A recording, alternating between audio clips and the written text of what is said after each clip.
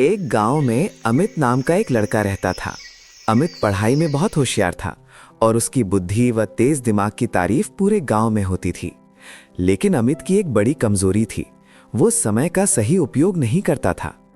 वो अपना ज्यादातर समय दोस्तों के साथ खेलने, मोबाइल पर गेम खेलने और बेकार की बातों में बिता देता था।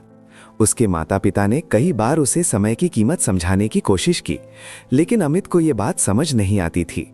वो हमेशा यही सोचता, मेरे पास बहुत समय है, सब कुछ बाद में कर लूंगा, अभी तो मजे करने दो।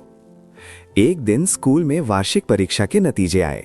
इस बार अमित के नंबर बहुत कम आए, जितनी उम्मीद थी उससे बहुत नीचे।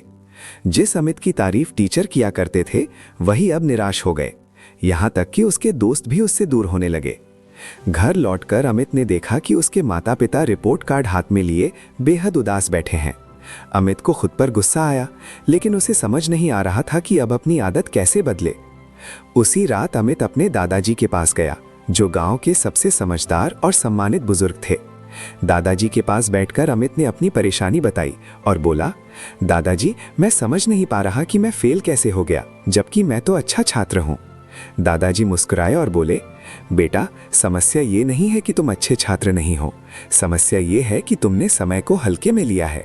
समय बहुत कीमती होता है, अगर इसका सही उपयोग करो तो सफलता मिलती है, और अगर इसे बर्बाद करो तो ये तुम्हें पीछे खींच लेता है। अमित ने हैरानी से पूछा, लेकिन दादाजी, समय तो हमेशा होता है ना, मैं बाद में भी सब कर सकता हूँ।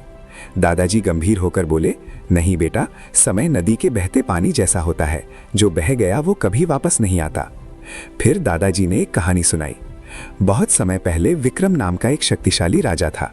उसके पास धन दौलत, भव्य महल और ढेरों नौकर थे, लेकिन उसे भी समय बर्बाद करने की आदत थी। वो देर से उठता, दरबार की जगह दोस्तों के साथ समय बिताता और हर काम को कल पर टाल देता। एक दिन एक साधु उसके दरबार में आया और बोला, राजा जी, आपके पास सब कुछ है, लेकिन आप अपनी सबसे कीमती चीज समय को बर्बाद कर रहे हैं। राजा हंसते हुए बोला, मेरे पास बहुत समय है।